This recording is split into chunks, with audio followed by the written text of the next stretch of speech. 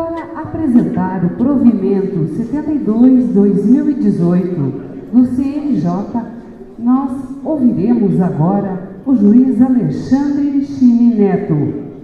Ele é graduado e pós-graduado em Direito pela Universidade Gama Filho, especialista em Direito do Consumo na University do Quebec, a Montreal, Canadá, e pela Escola Superior de Ciências do Consumo de Coimbra, Portugal, professor da graduação e da pós-graduação da Universidade Salgado de Oliveira, editor associado da revista Direito em Movimento da Escola da Magistratura do Estado do Rio de Janeiro, membro titular da Academia Fluminense de Letras, cadeira número 50, diretora adjunto do Instituto Brasileiro de Política e Direito do Consumidor, Brasilcom, membro da Comissão Judiciária de Articulação dos Juizados Especiais Cíveis do Tribunal de Justiça do Estado do Rio de Janeiro, COJES, secretário-geral do Fórum Nacional de Juizados Especiais, FONAGE, juiz auxiliar da Corregedoria Nacional de Justiça, CNJ. E nesse ato, representando o excelentíssimo senhor Corregedor Nacional de Justiça, o ministro Humberto Martins, convidamos para que venha ao palco o juiz Alexandre Chini Neto.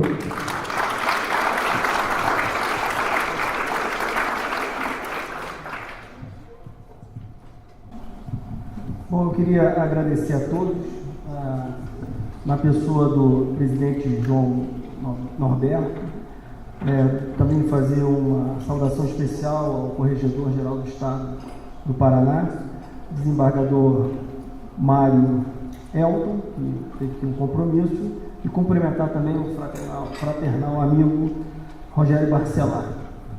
Bom, a minha fala aqui será sobre o provimento 72. Mas antes eu queria dizer, até porque o meu amigo Cláudio Brandão cometeu um falso testemunho aqui a respeito de supostas qualidades que eu efetivamente não tenho. Eu tenho uma missão que me foi dada por alguns amigos de colaborar com a administração de uma pessoa que realmente é um grande gestor público, um grande conhecedor do judiciário, que a biografia dele e o currículo dele não representa efetivamente o que ele é.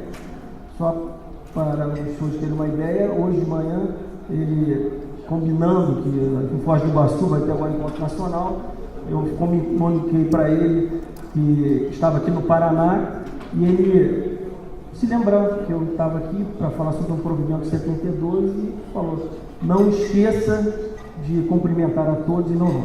Então eu reafirmo esse compromisso que o ministro tem, e escutar é uma das atribuições, uma das missões que ele delegou a todos os 10 juízes auxiliares.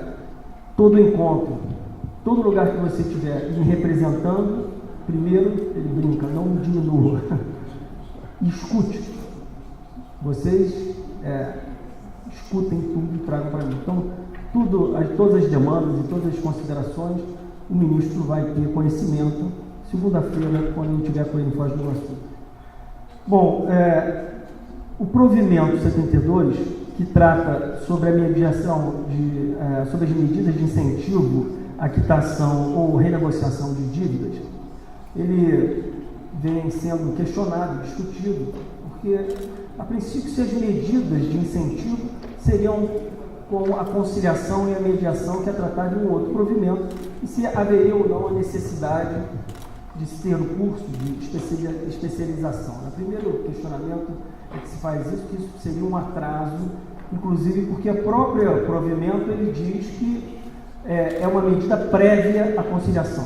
Então, não haveria necessidade de você ter uma formação específica em todos os cartórios de protesto a partir do momento da edição e pela interpretação sistemática do próprio provimento, já poderiam começar a fazer essas medidas de solução alternativa. Mas antes disso tudo, o que a gente tem que compreender é que, deixa eu ligar, não tem um relógio aqui para controlar o tempo, né? Vai controlar, vamos jogar um negócio assim, não vai dar um susto, então eu vou ligar o meu meu cronômetro aqui, porque eu tenho um péssimo hábito de nunca parar de falar. Bom, a conciliação, né, as formas alternativas de solução de conflito, a desjudicialização, a sumarização dos procedimentos, eles têm uma natureza histórica, pelo menos, comum. Então, quando a gente vai tratar de um tema desse, que vem tratado no Código de Processo Civil, agora no artigo 3º, por exemplo, que diz que o Estado tem que ter esse papel de fomentar a conciliação, para que a gente possa prestar um serviço judicial de forma qualificada, porque a demanda é muito grande, então nós temos que usar ferramentas que possibilitem que a gente tire demandas, desjudicialize questões conflituosas para outros setores. Então, várias alternativas se buscaram, como grande novidade. Eu ontem participei de um evento no TST sobre a lei que desburocratiza e tira a necessidade dos órgãos públicos, municipais, estaduais e federais, de exigirem as autenticações dos cartões de notas, e o meu tema que coube, junto com o Hércules, né, que é a colega dos senhores do cartório de notas, ele, enfim, eu consultei o Paulo, consultei outras pessoas, e pelo que eu entendi, eles não estão muito preocupados, porque isso já vem acontecendo há muito tempo. Eu fiz uma pesquisa, desde 1968, já tem esse processo de eliminar da administração pública a necessidade de se certificar documentos ou de se certificar a firma. O que o Cláudio Brandão falou, e que eu concordo muito, é que a atividade notarial, seja de registro ou de protesto, ela tem um certo estigma, que é absolutamente falso e é fruto de um desconhecimento da atividade. Quem diz que o cartório só existe no Brasil, ou que determinado ato notarial só é peculiar do atraso de uma cultura que vem lusitana, realmente desconhece totalmente a atividade notarial e a importância que é a garantia de se prevenir litígios com profissionais absolutamente qualificados, que no concurso hoje para acesso à delegação é um dos mais difíceis e concorridos que existe, que previnem o litígio com conhecimento técnico, quando você faz uma escritura, quando você faz uma ata notarial, quando você certifica um documento. Porque se você for fazer uma pesquisa no Código Civil, no Código de Processo Civil, na Lei de Registro Público ou na Lei dos Notários e Registradores, vocês vão ter dificuldade de encontrar os artigos onde é obrigatório a autenticação de documentos ou o reconhecimento de firmas. Eu fiz uma pesquisa, achei pelo menos 4. O Conselho Nacional de Justiça tem uma resolução que obriga no apostilamento e reconhecimento de firma. Então já existe uma questão com relação à desburocratização, se atingiria essas formas que estão estabelecidas em lei. Mas o tema não é esse. Mas quando a gente começa a estudar as formas alternativas de solução de conflito, você tem um livro do professor João Miguel Galhardo Coelho, que é lá de Portugal, e ele tem um livro que é Julgados de Paz e Soluções Alternativas de Conflito. Então ele faz uma busca histórica de um resgate, né, vamos dizer assim, sobre as menções mais antigas sobre os juízes pacificadores, que tinham a função de pacificar conflitos. E ele foi encontrar no Código Visigótico. Quer dizer, quando cai o Império Romano do Ocidente, no século V, Alarico II, todo mundo lembra dele aqui, ele vem lá liderando os bárbaros, e ele invade a Península Ibérica, e lá ele encontra romanos, não romanos, patrícios, escravos. Ele tinha que resolver um conflito, que era exatamente qual lei ele tinha que aplicar, ou o direito consuetudinário dele, das tribos dele, cada tribo tinha um diferente, ou ele tinha que aplicar o direito romano. Então ele faz um código visigótico, que é editado, depois é editado novamente, e esse resgate histórico que ele faz é que vai dar origem ao Código Justiniano muito tempo depois, porque se ele tivesse feito isso, todo o material tinha se perdido praticamente. Mas ele faz o Código Visigótico, na menção, e aí essa que o professor diz como seria a origem histórica do juiz de paz, conciliador, no assessor da paz. Então isso é século V. Depois você vai desenvolvendo, se você pegar as ordenações afonsinas, manuelinas, todas elas têm, existe uma passagem que eu acho muito interessante, que é das ordenações afonsinas, então isso já tem 600 anos, né? Que ele diz o seguinte: o juiz deve muito trabalhar para trazer as partes à concórdia. Isso não é de necessidade, mas de honestidade e virtude, porque tira as partes realmente de desgaste desnecessário. Então, a conciliação, como forma de solução alternativa, ela é bem antiga. E se você for andando muito mais para trás, você vai encontrar isso, enfim, na Mesopotâmia, no estado assírio, e aí vai se desenvolvendo em todas as legislações e todos os costumes. Sempre houve uma pessoa que tentou pacificar os conflitos. Então, em todas as passagens você encontra isso. Então, não é novidade formas alternativas de conflito. Só que as soluções não conseguiram pacificar, porque os próprios estados, eles são fomentadores de litígios, e cada estado tem a sua característica. O estado do Rio, por exemplo, é o que absorve 22% de todas as demandas do Brasil, quer dizer, é um estado altamente litigioso, né? A cultura do litígio está muito impregnada. Bom, mas a gente tem que falar sobre sumarização de procedimentos, porque o protesto é o rito sumário, o mais sumário que tem, né? Que em praticamente 2, 3 dias você resolve isso. Qual é a origem do rito do protesto? Bom, os senhores sabem melhor que todo mundo, que estudam isso. É medieval também. Não é? Isso surge assim, há uma discussão na doutrina, mas de qualquer forma, o que se tem como protesto que poderia ser hoje qualificado e mais perto do que se ocorre hoje, ocorreu em Gênova, né? 1386. Bom, isso tem alguma coisa a ver com o rito sumário? Com a sumarização de procedimentos? O rito sumário também é um rito medieval. Ele é do direito romano, canônico. Então, o Papa Clemente V, ele estabeleceu o rito sumário no procedimento canônico em 1306. E isso se espalhou por toda a Europa. Com o tempo, esse procedimento sumário foi como antítese política do procedimento ordinário, veio acabando se ordinarizando, e no nosso exemplo do Brasil, no Código 39 já passou a não existir mais. Então nós temos 3 premissas: tanto a conciliação, quanto o protesto, quanto a sumarização do procedimento, os valores de unidade especial civil, não são nenhuma novidade.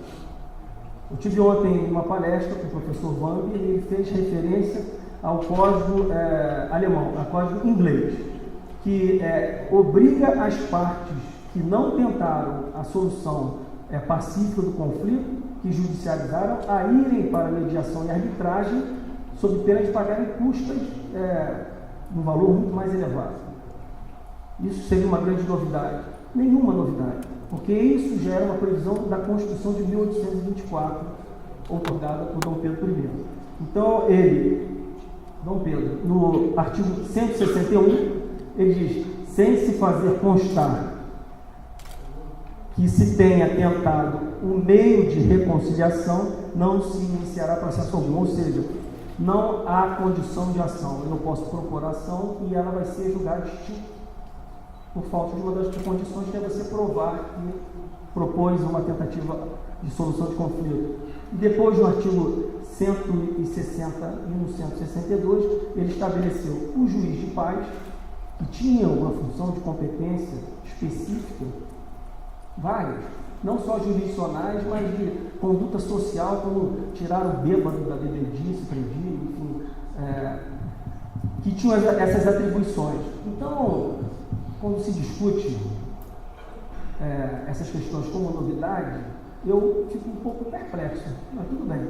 Quando se diz que o cartório só existe no Brasil, que nós somos a representação do atraso, eu fico mais perplexo ainda, e eu tenho vontade de sempre recomendar o livro da professora Mônica Jardim de Coimbra, que é um negócio que tem mais de 1.800 folhas, que explica os sistemas de registro, desde da fase romana, a fase germânica, o rompimento com o francês, como funciona na Inglaterra, como que a Inglaterra transmitiu, quando ela foi fazer a colonização na Austrália, através do sistema Torres, que existe no Brasil. A última revista de direito do STJ tem um julgado do sistema Torres. Então, essas coisas mostram a ignorância que nós temos sobre o nosso serviço, que é um serviço delegado, que foi atribuído à iniciativa privada, e curioso que é só do tabelião, é a pessoa física dele que é responsável por tudo, por questões tributárias, trabalhistas,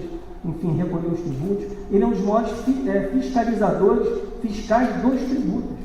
Só para os senhores terem uma ideia, eu participei agora de um evento na Espanha, sobre a Espanha tem um modelo mais avançado sobre o combate ao terrorismo, a lavagem de dinheiro. E quem faz isso são os cartórios de nota.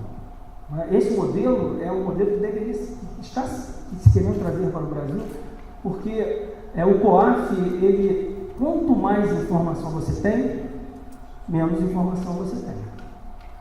O que você tem que ter é uma informação qualificada, que possa possibilitar que você tenha um passo seguro e que você consiga enxergar algo. Se você sabe, só vai receber centenas e centenas de informações, você não vai processar aquilo, você não vai conseguir enxergar.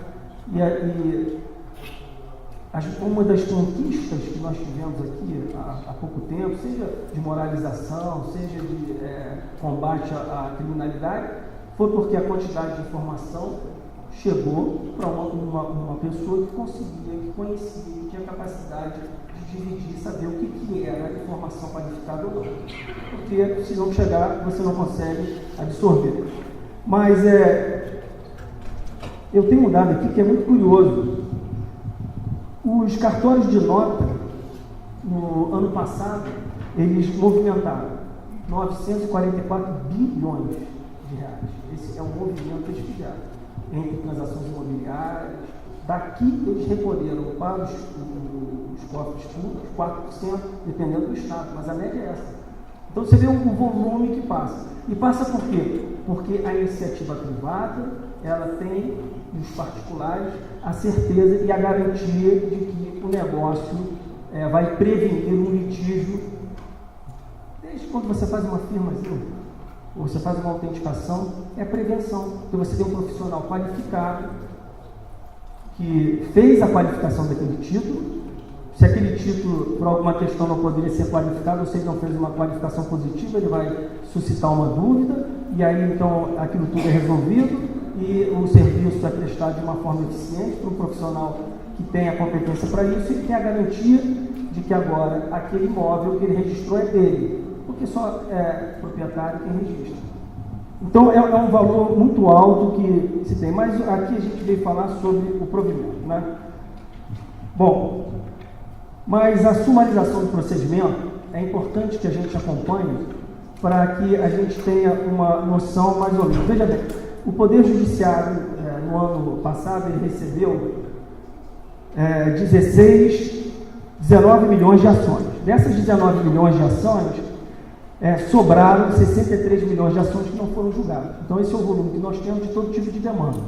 Juizado especial civil, execução de título extrajudicial, que deveria já estar há muito tempo só sendo feito nos cartórios extrajudiciais, como ocorre em Portugal, como ocorre na Alemanha. Mais de aproximadamente 40% de toda a nossa demanda é de execução. Isso poderia estar sendo feito nos cartórios. Quando você tiver essa impugnação, desembargo de execução, aí você manda para o juiz. Mas se não houver impugnação, por que você não poderia continuar os atos expropriatórios? Quer dizer, vários sistemas funcionam dessa mesma forma. O Poder Judiciário, no passado, pela Justiça Civil, gastou 84 bilhões de reais, quase 85, para manter todas as estruturas funcionando. Esse é o custo da operação. É um custo alto. Aí é custo, né, efetivamente.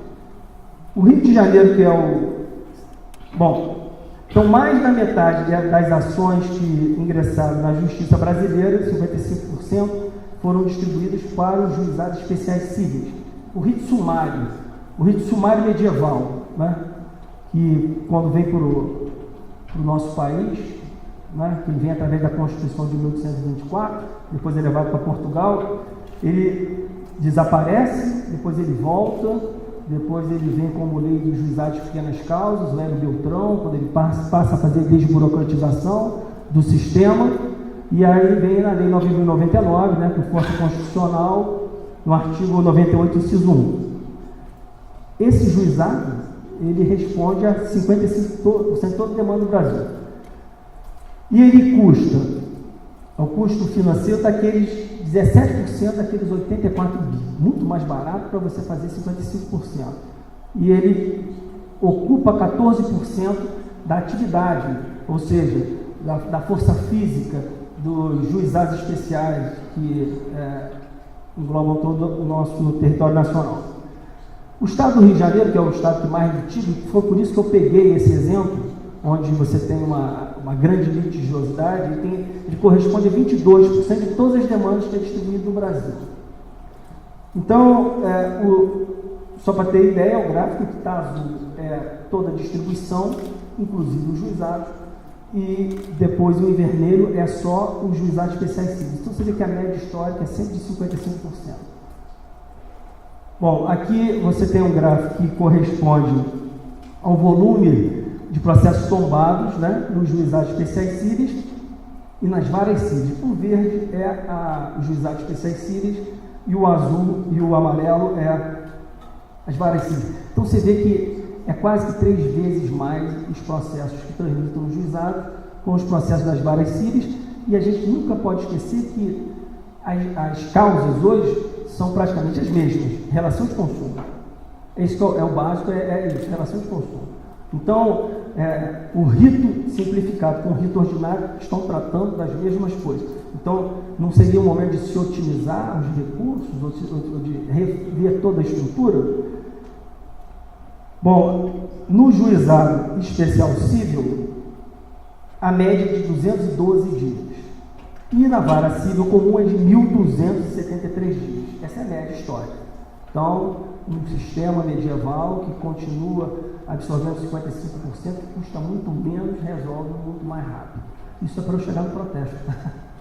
Não estou enrolando, não. Bom, e os advogados, percentual de processos tombados nos juizados especiais cíveis, com o advogado hoje é 92%.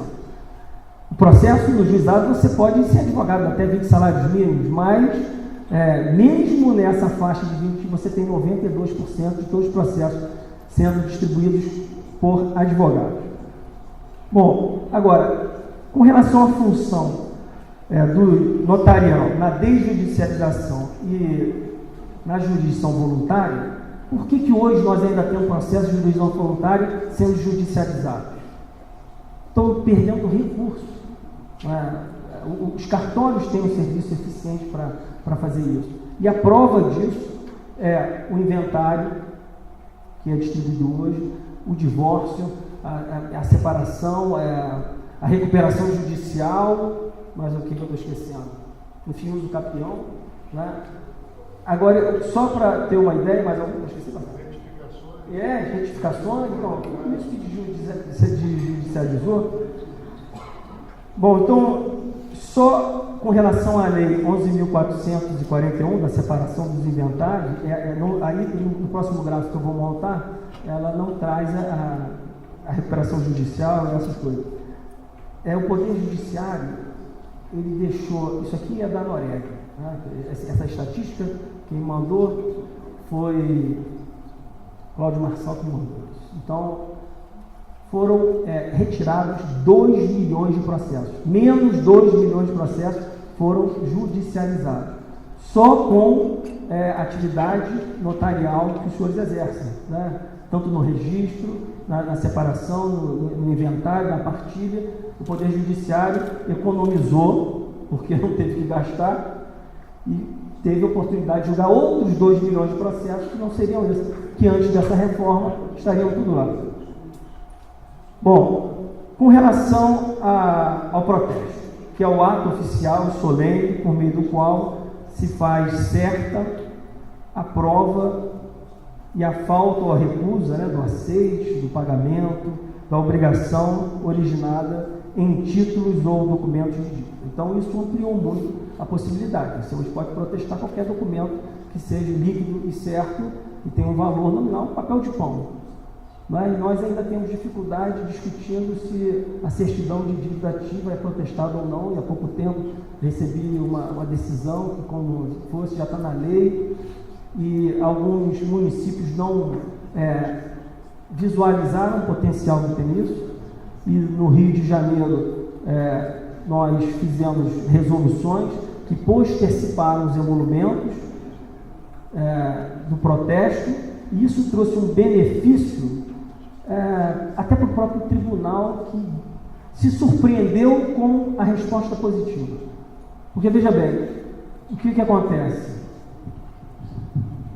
O Tribunal de Justiça, todos eles, né, acredito, ele tem espaços que ele aluga, inclusive. Ele tem lá onde funciona uma cantina, ele tem lá onde funciona uma xerox, e ele tem as custas, que ao final não são pagas. Então, cada tribunal funciona de uma forma. O nosso, há muito tempo atrás, ele pegava todas as dívidas e mandava para a dívida ativa, e o Estado, então, executava e ficava com todo o valor. Era todo o valor desse.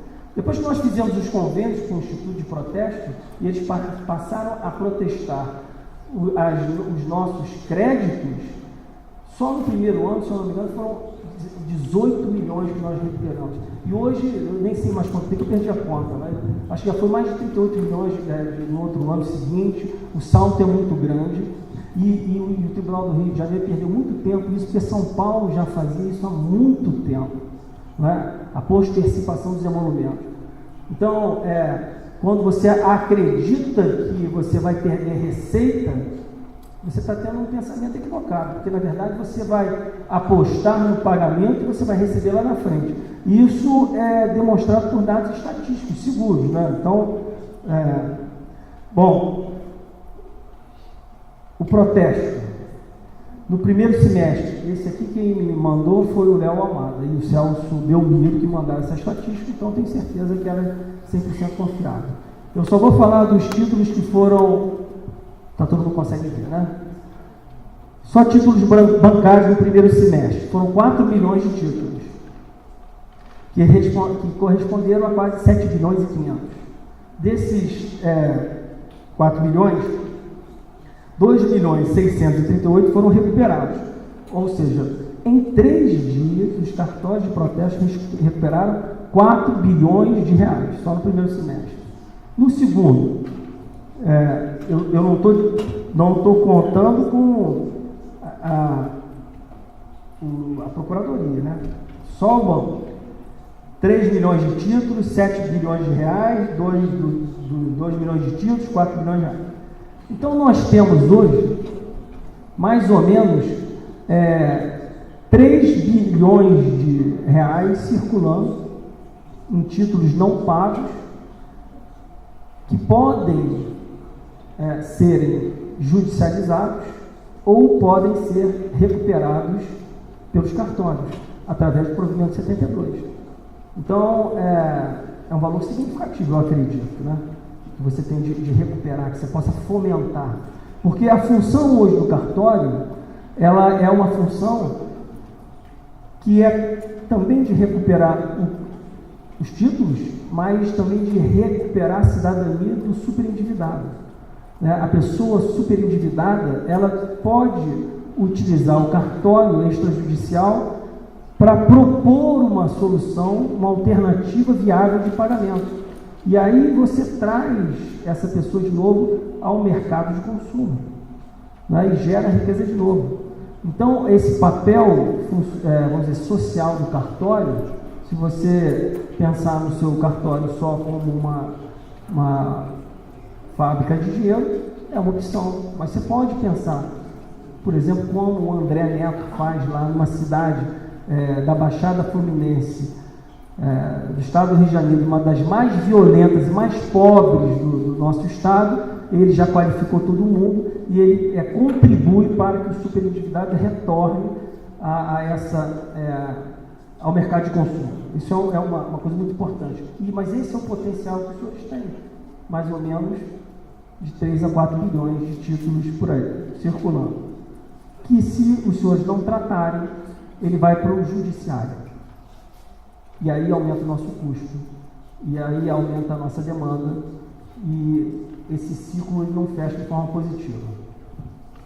Nós tivemos lá eu dei uma palestra no encontro dos Corregedores Nacional e fiz uma exposição sobre as vantagens do protesto. Até esse trabalho que o André ganhou um prêmio, né? Foi esse de postercipação, mas da importância do artigo 557, que é efetivamente o protesto de sentença, na desjudicialização da fase de execução, que se fomentasse. Então, eu não sei se no quadro seguinte tem, mas foi aceita a nossa proposta e ficou na carta desse encontro que incentivar a adoção do protesto extrajudicial de sentença para a satisfação rápida, eficaz e econômica das obrigações reconhecidas em dia. Enfim, o protesto como uma ferramenta fundamental na desjudicialização da fase de execução. Isso é uma recomendação do Colégio Notarial que as outras corregedorias também fomentem isso. Bom, os estados que já se utilizam da postercipação como uma vantagem de incentivo ao fomento da atividade do protesto são todos esses, e o Paraná, há pouco tempo, também se inclui nessa lista, mas ela está desatualizada. Porque, veja bem, a sentença judicial, ela não tem uma publicidade que seja necessariamente de coerção. Só quem sabe que está devendo é quem foi condenado, e mais ninguém. Eu posso continuar comprando, eu posso continuar tendo conta em banco, eu posso continuar contraindo mais dívidas que não vai me afetar em nada. Sobretudo se eu não tiver patrimônio nenhum, vai ficar naquele negócio de execução, execução contra o devedor insolvente, enfim, aquilo vai se perder. Agora, se você vai nas Casas Bahia, por exemplo, ou qualquer outro negócio, e não paga o seu carnê, ele vai botar o seu nome no SPC. E aí você não vai mais comprar mais nada. Então, entre pagar o carnê e pagar um título judicial, eu prefiro pagar o carnê. Agora, se eu protestar a minha sentença, a amplitude, não é, dessa divulgação negativa e coercitiva é muito maior, porque o protesto tem esse efeito de dar publicidade. Então, você acaba tendo que ter que pagar a dívida. No Rio, nós fizemos uma forma de um sistema eletrônico, de requerimento eletrônico, do protesto de sentença, onde o juiz defere de forma eletrônica, o tribunal fez um convênio com o Instituto de Protesto que, por interoperabilidade, já vai direto para o escritório, que distribui para o cartório, comunica de novo para o juiz, para onde caiu, e depois comunica se pagou, se não pagou, e todo o pagamento o cartório não recebe. Ele tem que ser depositado, lógico, com os emolumentos agora, porque ficou mais caro, para o juiz, e o juiz, então, ele, quando expede o alvará, ele manda pagar o credor e manda pagar o cartório. Isso parece que é uma forma eficiente, mas não, como ele não andou para frente. Então, todas essas medidas de incentivar, não só os advogados, mas que os corregedores façam, pode ser uma outra forma de você tirar demandas do Poder Judiciário. Bom, a Resolução 125, ela dispõe sobre a política judicial nacional do tratamento adequado dos conflitos de interesse no âmbito do Poder Judiciário e das outras providências, que é efetivamente a questão que nós viemos discutir aqui do provimento 72. Então, essa é a política nacional mais antiga, e depois, então, foi feito o provimento 67, que tratou efetivamente da possibilidade de todos os cartórios eles fomentarem esse tipo de atividade. E aí, durante o processo de confecção desse provimento, ocorreram várias discussões. Todo provimento, se os senhores quiserem observar, e eu tenho um colega que eu admiro muito, que é o Márcio Evangelista, que hoje é ministro auxiliar do ministro Toffoli, que foi ministro auxiliar do ministro Noronha. Eu uma vez fui discutir um provimento com ele, e ele falou para mim assim, eu repito isso, eu disse isso várias vezes: você já leu o PP do provimento? Eu falei, não li. Então, vai ler, depois você vem conversar comigo. Aí eu peguei, li todo o pedido de provimento, e depois ele falou, quando é que você vai transferir? Eu não preciso mais discutir mais nada com você, porque todas as minhas dúvidas eu já resolvi. Então, quando você pega um provimento, ele tem os considerandos, e ali eles desconsiderando o que consta do processo do pedido de provimento 5163. Aí você vai poder conhecer todas as discussões que ocorreram naquele procedimento. Então, como que surge esse provimento 67? Ele surge de uma consulta feita por um tabelião. O nome dele é Ricardo Raz de Ferro, não conheço, não sei quem é. Mas trata de uma consulta formulada pelo Ricardo, né?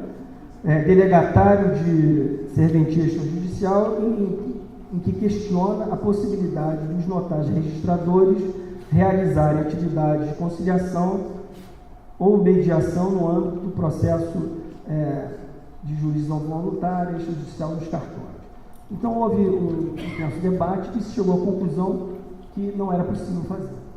E foi aberto, então, em seguida, um outro pedido de providência, porque existiam mais 4 pedidos, e a conselheira Daldice, então, que é a presidente da comissão, juntou todos os pedidos de providência, e então se iniciou a minuta para se chegar a esse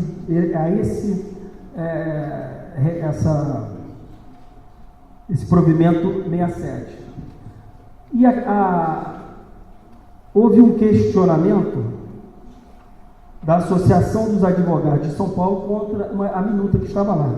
E a associação, o argumento da associação era o seguinte: é impossível antecipar que os registradores e os serviços notariais começarão a inserir cláusulas padrões de mediação em inúmeras escrituras públicas, alegando os cartórios, elegendo os cartórios irmãos, sem que, na maioria das vezes, os consumidores sejam alertados. Então, já estava presumindo uma má-fé da atividade notarial. Muito bem.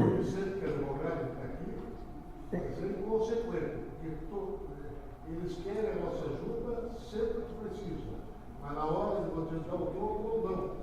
Então, eu acho que, é o que eu falei agora há pouco, o desembargador, o presidente do tribunal tinha que usar o poder de chefe de poder, então, usar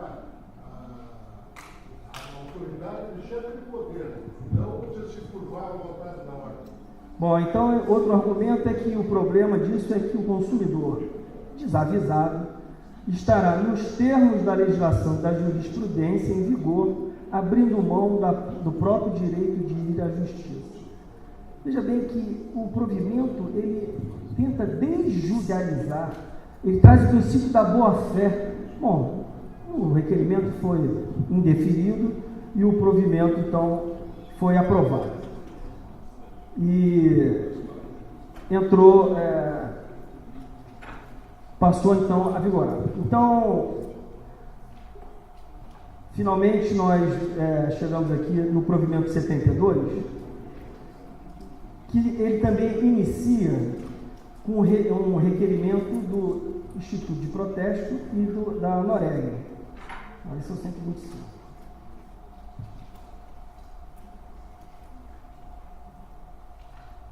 Então, foi feito no pedido de providência 3780, a Corregedoria Nacional de Justiça, né, na fórmula da lei, ele instaurou de ofício um pedido de providência para que se analisasse a possibilidade de se fazer esse tipo de atividade através dos cartórios de protesto.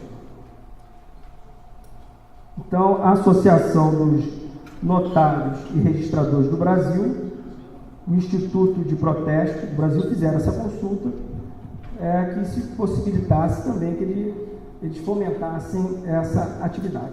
Muito bem. E o processo se iniciou, mas, de qualquer forma, ocorreram 2 questionamentos. Um do Estado de Minas, que sustentava que não era necessário que se fizesse, na fase antecipada de recuperação de crédito, a necessidade do curso. Bom, se nós entendemos que esse curso faz parte de todo esse sistema de política nacional, e se você conhece todas as discussões que tiveram na elaboração do provimento 67 e na elaboração do provimento 72, e o que possibilitou os notários e registradores, porque, veja bem, a Lei 8.935, que regula a atividade dos senhores, ele diz no artigo 25 que o exercício da atividade notarial de registro é incompatível com o da advocacia e o da intermediação dos seus serviços. Então, essa seria uma intermediação, eu creio que sim, né? Você fazer a mediação ou a conciliação, daria intermediação. Então, a própria lei vedaria isso. Só que com a edição da lei da mediação, no artigo 42, se aplicou também as serventias extrajudiciais. Então, ali abriu a porta para que os senhores pudessem contribuir com essa desjudicialização e com essa efetivação da cultura da conciliação. Foi aí que a gente conseguiu que os cartórios pudessem contribuir com essa desjudicialização, essa cultura do litígio que nós temos, do ódio, que impera em nossa sociedade. Bom, então o provimento 67, ele está nesse pedido de providência, e o provimento 72, ele trata do cartório de protesto. Bom, então, a pergunta que poderiam fazer agora então, é necessário ou não que para as medidas anteriores à conciliação e à mediação, se os cartórios de protesto que fomentassem a renegociação de dívida teriam a necessidade de fazer o curso ou não? Eu conheço a opinião do Rogério Barcelar, conheço da Marta Eldeves, conheço, enfim, Léo Amado, conheço todo mundo. Só que eu não posso responder, porque diante desses questionamentos, o ministro Humberto Martins deu uma decisão no processo, nesse pedido de providência, e determinou que a comissão da conselheira Daldice emitisse um parecer. O parecer, ela me falou que já está pronto e que ela vai divulgar. Então, a partir desse parecer da conselheira, é que nós vamos poder, então, efetivamente, começar a caminhar, porque os institutos de protesto, inclusive, já têm um modelo de fomento à renegociação eletrônico, né? Pelo próprio celular, um aplicativo altamente moderno. Eu acho que o João teve, conversando com a conselheira, uma vez nós nos encontramos lá no conselho, né? Tinha até um advogado junto, e vocês não sei como é que foi depois a conversa, mas de qualquer forma, o que deve ficar claro e bem assim registrado é que a atividade de registrador, de notário, essa que foi delegada, ela é uma atividade que é altamente qualificada, é uma atividade que é extremamente importante para a construção de um país mais justo, fraterno, igualitário, e toda essa falta de informação que se tem sobre a atividade, sobre a importância que ela tem e sobre a história que ela tem, ela deveria ser divulgada. E às vezes eu acho que a comunicação e aquele congresso em São Paulo foi muito interessante, né? Porque tinha um marqueteiro lá da TV Globo, né? Mostrando como os produtos são vendidos e, apesar de ser uma atividade delegada, a importância que a sociedade deveria dar para a atividade, ela não é só reconhecida nesses 94,4 bilhões de reais, ou nesses não sei quantos milhões de reais que estão aí nos cartórios, e se você somar registro de imóvel e tudo mais, quer dizer, a fé pública, ela ainda tem uma tradição muito grande, e toda a pesquisa que se faz de qualidade, os cartórios sempre estão nos pontos mais altos. Mas se continua repetindo uma falácia que as pessoas ouvem sobre as outras pessoas, sobre as atividades, como se fosse um resquício de um tempo que já passou. Não é verdade.